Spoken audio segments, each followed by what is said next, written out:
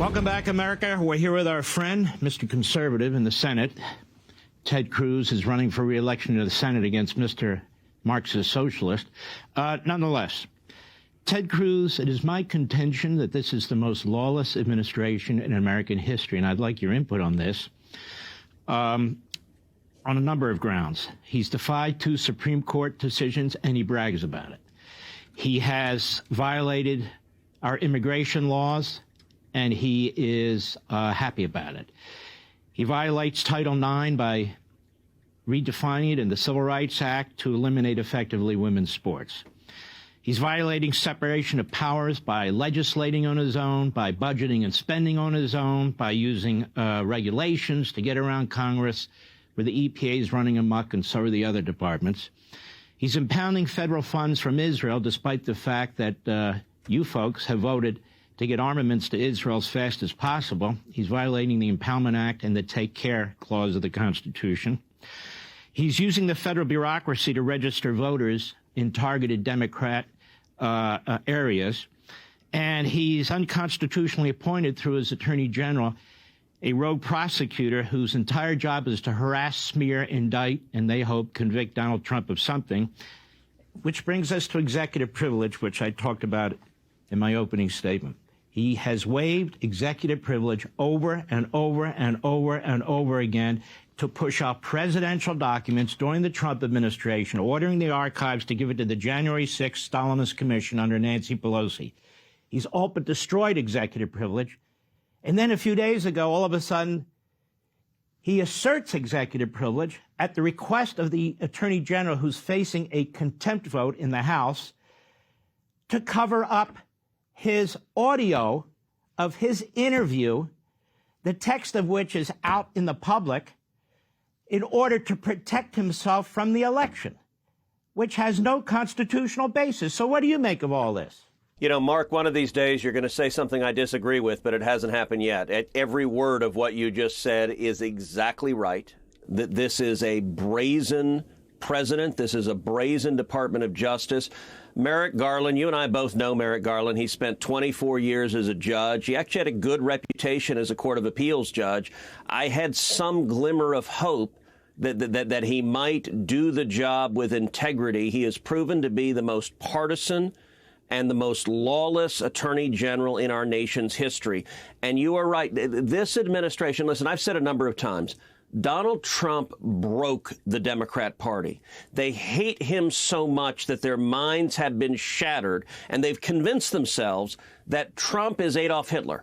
And because Trump is Hitler, anything is justified to stop him. You talked about these ridiculous trials. In over 200 years, we have never once indicted a president or former president in our entire country's history until this past year, when the Democrats have done so 4 times. Every one of these cases is, number one, an abuse of power because they hate Donald Trump, but number 2, it is an assault on the American people. It's an assault on democracy. I got to say, I actually think Sigmund Freud is rolling over in his grave because the Democrats engage in Freudian projection at a level I've never seen. They beat their chest. They say, we're defending democracy. And they are engaged in an assault on democracy. And you mentioned the assertion of executive privilege. I actually view that as just mockery because it is a ludicrous claim. As you know well, executive privilege exists to protect the conversations between the president and his senior advisors. Now, mind you, the radical left doesn't care about executive privilege if it's a Republican president, and that's why Peter Navarro is in jail right now because he asserted executive privilege when Congress tried to get him to divulge his conversations with President Trump, and they sent him to jail over it, and they're about to send Steve Bannon to jail over the exact same thing. But in this instance, there's not even a credible claim of executive privilege. Why? Because when Joe Biden was talking with Robert Hur, he wasn't talking to a subordinate. He wasn't instructing a subordinate in his administration what to do. Look, if Joe Biden were having a conversation with Merrick Garland about the priorities of the Department of Justice, that could well be covered by executive privilege. But in this instance, Robert Hur was a special counsel. He was investigating Joe Biden for multiple felonies.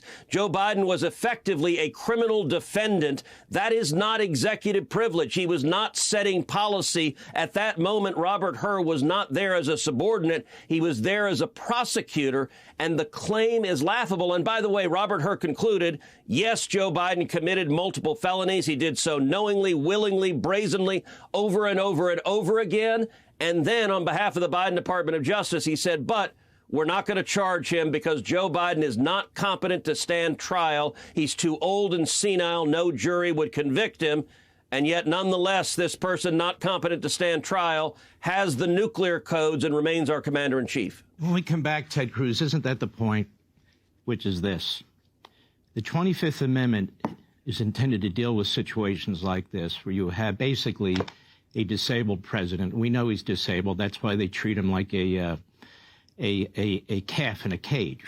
You know, that's why they don't let him out. That's why when he's shuffling from the helicopter, the staff blocks him. That's why he's had less press conferences than any president. That's why he doesn't do much public speaking without his talking points.